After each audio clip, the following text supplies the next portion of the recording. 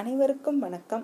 நம்ம இந்த வீடியோவில் என்ன பார்க்க போகிறோன்னா, டிஎன்பிஎஸ்சி ப்ரீவியஸ் இயர் கொஸ்டினில் ஐஎன்எம் சம்மந்தமாக சீர்திருத்த இயக்கங்கள் பற்றி என்னென்ன கொஸ்டின் கேட்டிருக்காங்க, அது நம்ம புக்கில் எங்கெங்கே கவர் ஆகுது அப்படிங்கிறத பற்றி தான்ப்பா நம்ம இந்த வீடியோவில் பார்க்க போகிறோம். வாங்க நம்ம வீடியோக்குள்ளே போகலாம். ஃபஸ்ட்டு கொஸ்டின் பாருங்கள். பிரம்மஞான சபையின் தலைமையிடம் எங்கே அமைஞ்சிருந்துச்சு அப்படின்னு கேட்குறாங்க. பிரம்மஞான சபையின் தலைமையிடம் நமக்கு சென்னையில் தான்ப்பா அமைஞ்சிருக்கும்.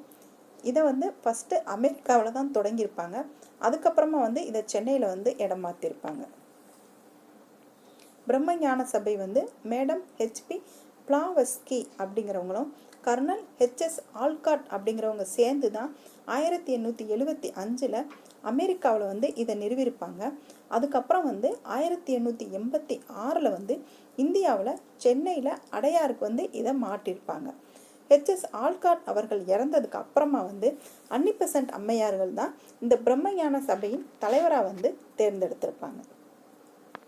நெக்ஸ்ட் கொஸ்டின் பாருங்க. சத்திய சோதக் சமாஜ் அப்படிங்கிற அமைப்பை நிறுவனவங்க யாரு அப்படின்னு பார்த்தீங்கன்னா, ஜோதிராவ் பூலே அவங்க தான் இந்த சத்திய சோதக் சமாஜ் அப்படிங்கிற அமைப்பை நிறுவியிருப்பாங்க. இவங்க யாரு அப்படின்னு பார்த்தீங்கன்னா, இவங்க ஒடுக்கப்பட்ட சமூகத்தினத்திற்காக ஒடுக்கப்பட்ட சமூகத்தில் இருப்பாங்க பார்த்தீங்களா, அதில் இருக்கிற விதவை பெண்களுக்காக இவங்க போராடி இருப்பாங்க. இவங்க முதல் பெண்களுக்கான பள்ளியை இவங்க ஜோதிபா பூலே அவங்க தான் திறந்திருப்பாங்க. அவங்க மனைவியோட சேர்ந்து முதல் பெண் ஆசிரியர் யார் அப்படின்னு பார்த்தீங்கன்னா, இவங்க மனைவி ஜாவித்ரி பூலே அவங்க தான் முதல் பெண் ஆசிரியர். சரிங்களா? இப்போ இந்த சத்திய ஜோதக் சமாஜ் அப்படிங்கிறதோட மீனிங் என்னன்னு பார்த்தீங்கன்னா, உண்மை தேடும் சங்கம் அப்படிங்கிற அமைப்பை தான் 1873 மகாராஷ்டிரா பகுதியில் இவங்க நிறுவியிருப்பாங்க.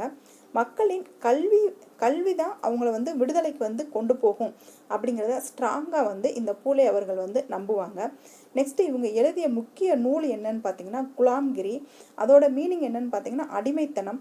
அதில் தான் இவங்க அந்த ஒடுக்கப்பட்டோருக்கான அடிமைத்தனத்தை டீட்டெயிலாக அந்த புக்கில் எழுதியிருப்பாங்க.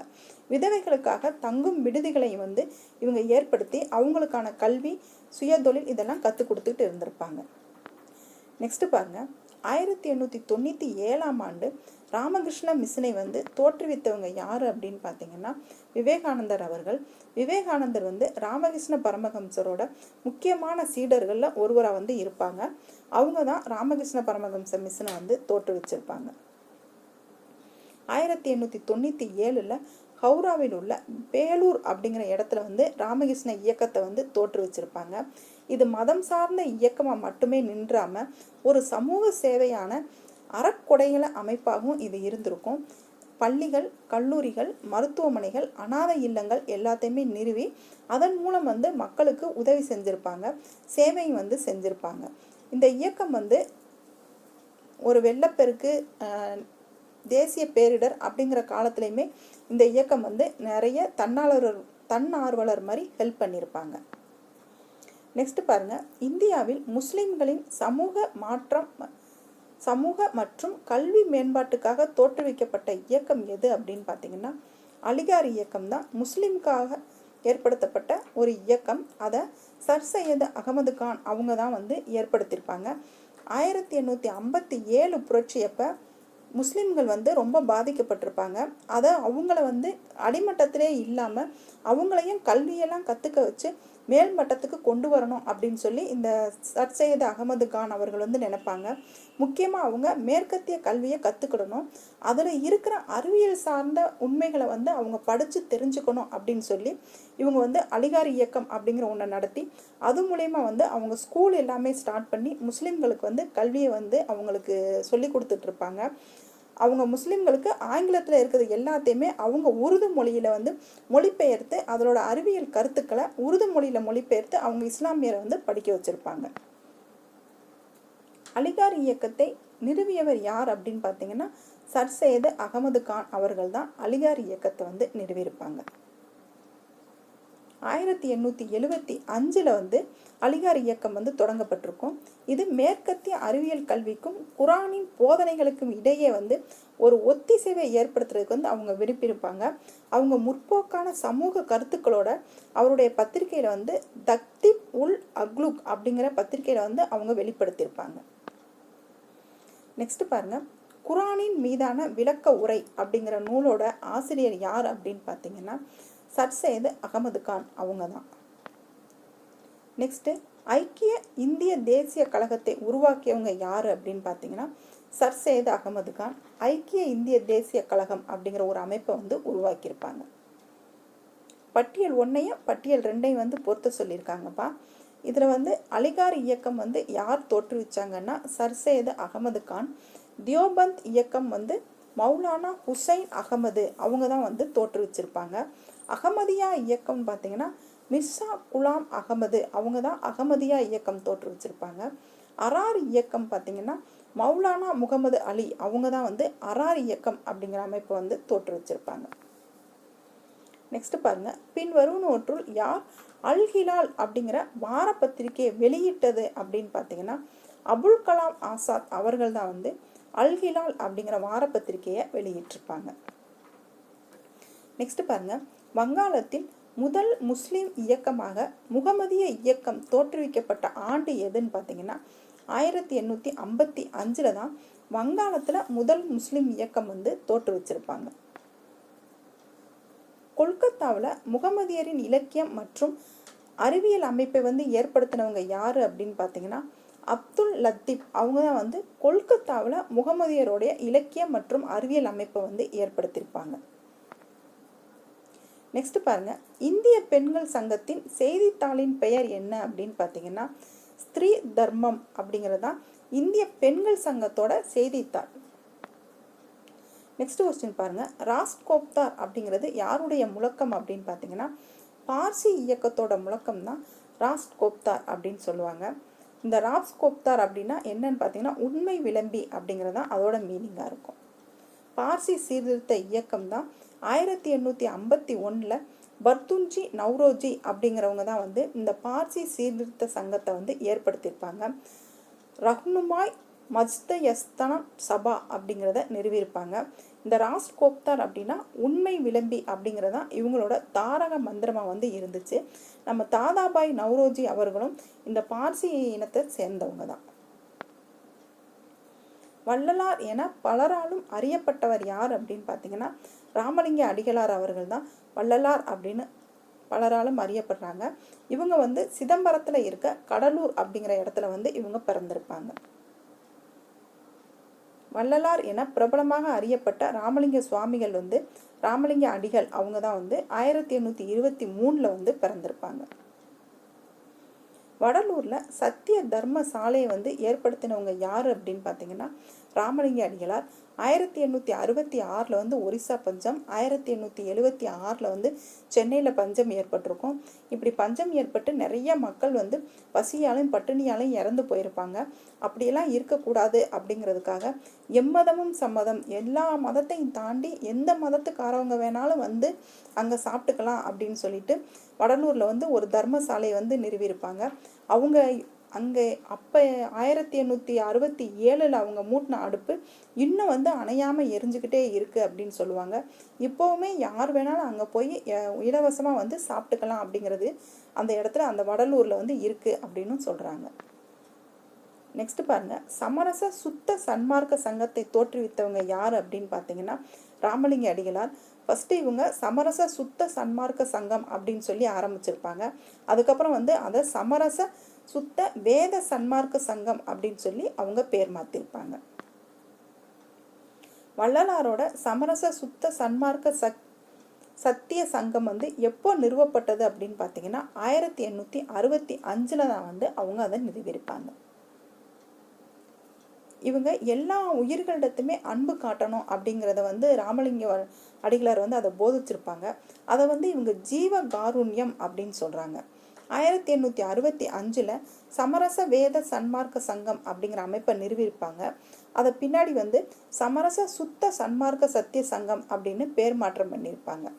1866 தென்னிந்தியாவில் ஏற்பட்ட கொடிய பஞ்சத்தை இவங்க கணக்கில் வச்சு தான் 1867 சாதி எல்லைகளெல்லாம் தாண்டி எல்லா மக்களுக்கும் வந்து இலவச உணவகத்தை வந்து வடலூரில் வந்து அதை நிறுவியிருப்பாங்க.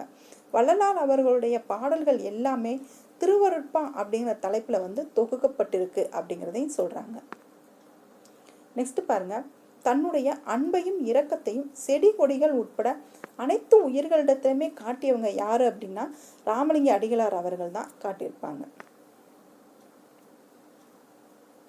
தன்னுடைய அன்பையும் இரக்கத்தையும் செடி கொடிகள் உட்பட அனைத்து உயிர்களிடமே வந்து அன்பு காட்டினவங்க யாரு அப்படின்னு பார்த்தீங்கன்னா ராமலிங்க அடிகளார் தான். அதை இவங்க என்ன சொல்றாங்கன்னா ஜீவ காருண்யம் அப்படின்னு சொல்லி சொல்றாங்க.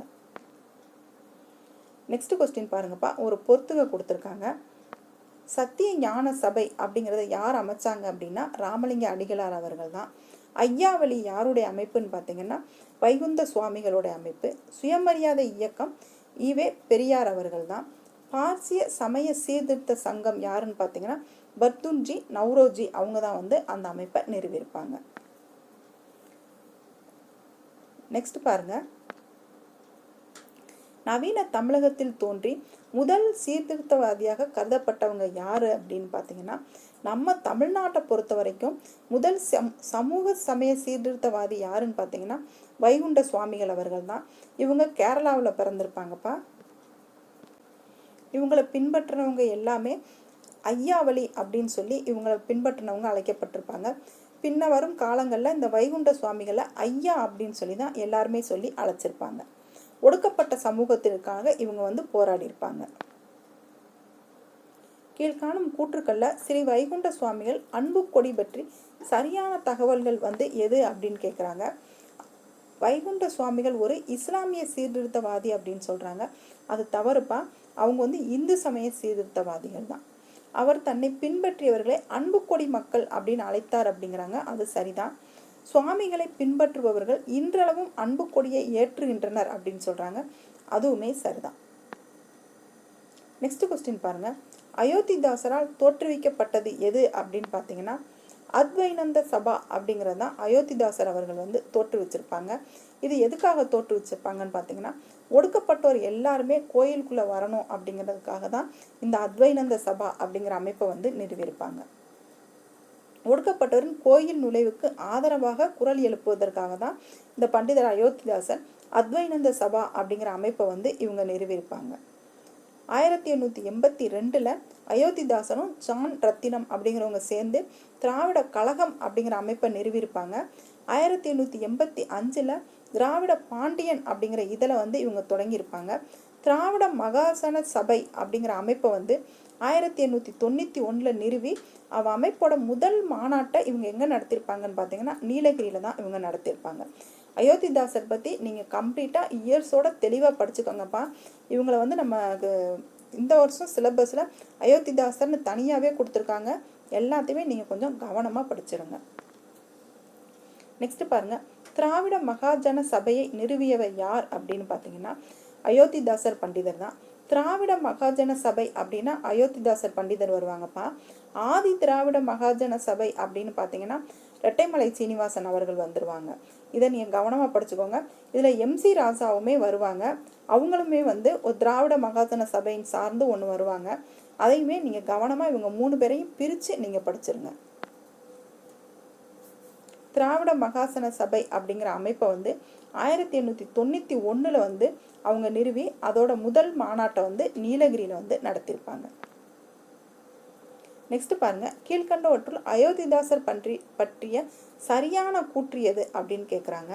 இவங்க வந்து 1870 அத்வைனந்தா அப்படிங்கிற சபையை வந்து நீலகிரியில் ஆரம்பிச்சாங்க அப்படிங்கிறாங்க. அது ராங்ப்பா. 1870 அவங்க ஆரம்பிச்சிருக்க மாட்டாங்க. 1870 அத்வைனந்தா அப்படிங்கிற சபையை வந்து நீலகிரியில் இவங்க ஆரம்பிச்சாங்க அப்படின்னு சொல்றாங்க. நெக்ஸ்ட் பாருங்க, 1881 திராவிட மகாஜன சங்கம் அப்படிங்கிறத ஆரம்பிச்சாங்க அப்படிங்கிறாங்க. 1891 தான் அவங்க திராவிட மகாசன சங்கத்தை வந்து அவங்க ஆரம்பிச்சிருப்பாங்க. 1897 ஒரு பைசா தமிழன் அப்படிங்கிற பத்திரிகையை ஆரம்பிச்சார் அப்படிங்கிறாங்க. இவங்க 1897 ஆரம்பிச்சிருக்க மாட்டாங்கப்பா. 1907 தான் அவங்க அமைச்சிருப்பாங்க. 1898 சாக்கிய புத்த சங்கம் அப்படிங்கிற அமைப்பை ஆரம்பித்தாங்க அப்படிங்கிறாங்க. 1898 தான் இவங்க இலங்கைக்கு போய் அங்கே வந்து இவங்க பௌத்தராக மாறிட்டு அதே வருஷம் வந்து அவங்க சென்னைக்கு திரும்பி வந்து சாக்கிய புத்த சங்கம் அப்படிங்கிற அமைப்பை வந்து இவங்க ஆரம்பிச்சிருப்பாங்க. இதில் கரெக்டுன்னு பார்த்தீங்கன்னா 1 and 4 தான்ப்பா கரெக்டு. புக் ப்ரூஃப் பாருங்கள். 1870 வாக்கில் நீலகிரியில் அத்வைனந்த சபா அப்படிங்கிறத நிறுவியிருப்பாங்க. 1891 தான் வந்து இவங்க திராவிட மகாஜன சபை அப்படிங்கிறத அயோத்திதாசர் பண்டிதர் வந்து நிறுவியிருப்பாங்க. நெக்ஸ்ட் பாருங்க, 1898 இவங்க இலங்கைக்கு சென்று அங்கே வந்து பௌத்தத்தை தழுவிருப்பாங்க. ஹெச்எஸ் ஆல்காட் அவங்க ஏற்படுத்திய தாக்கத்தினால தான் இவங்க பௌத்தத்துக்கு வந்து மாறி இருப்பாங்க. அதே வருஷத்துல தான் வந்து பௌத்த மதத்தின் வழியே வந்து பகுத்தறிவுகள் அடிப்படையிலான சமய தத்துவத்தை கட்டமைப்பதற்காக சாக்கிய பௌத்த சங்கம் அப்படிங்கிற அமைப்பை வந்து சென்னையில் நிறுவியிருப்பாங்க. 1907 ஒரு பைசா தமிழன் அப்படிங்கிற ஒரு வாராந்திர பத்திரிகையை தொடங்கி இவங்க 1914 காலமாகும் வரைக்கும் வந்து அந்த பத்திரிகை வெளியானது அப்படின்னு சொல்கிறாங்க. இந்த டீட்டெயில் தான்ப்பா சரியானது. அவங்க வந்து நமக்கு கொஸ்டினில் என்ன கொடுத்துருக்காங்க அப்படின்னா 1, 2, 3, 4 கரெக்டு அப்படின்னு கொடுத்துருக்காங்க. இது டென்டேட்டிவ் ஆன்சர் கீனால் இப்படி கொடுத்துருப்பாங்க. இன்கேஸ் அவங்க ஃபைனல் ஆன்சர் கீ கொடுக்கும்போது அதை மாற்றி கொடுத்துருக்கலாம். அப்படி பார்த்தா நம்ம இங்கே 1 and 4 தான் கரெக்டு. ஆனால் 1 and 4 வந்து இங்கே ஆப்ஷனில் இல்லை. அதனால் இது கிரேஸ் மார்க் கொடுக்கறதுக்கு சான்சஸ் இருக்குது. சரிங்களா? அயோத்திதாசரை பற்றி நீங்கள் தெளிவாக புக்கில் படிச்சிருங்கப்பா. அவங்கள பற்றி கண்டிப்பாக 1 or 2 கொஸ்டின் இல்லாத கொஸ்டின் பேப்பரே நீங்கள் பார்க்க முடியாது. அயோத்திதாசர், அம்பேத்கர், பெரியார் இவங்கெல்லாம் ரொம்ப ரொம்ப இம்பார்ட்டன்ட் ஆனவங்க. அவங்க எல்லாத்தையுமே தெளிவாக படிச்சுக்கோங்க. இதோட நம்ம ஐஎன்எம்மில் சமூக சமய சீர்திருத்தவாதிகள் வந்து டைட்டில் படி நமக்கு ப்ரீவியஸ் இயரில் என்னென்ன கொஸ்டின் கேட்டாங்கங்கிறது முடியுதுப்பா. அடுத்து இன்னொரு ப்ரீவியஸ் இயர் கொஸ்டினில் பார்க்கலாம். தேங்க்யூ.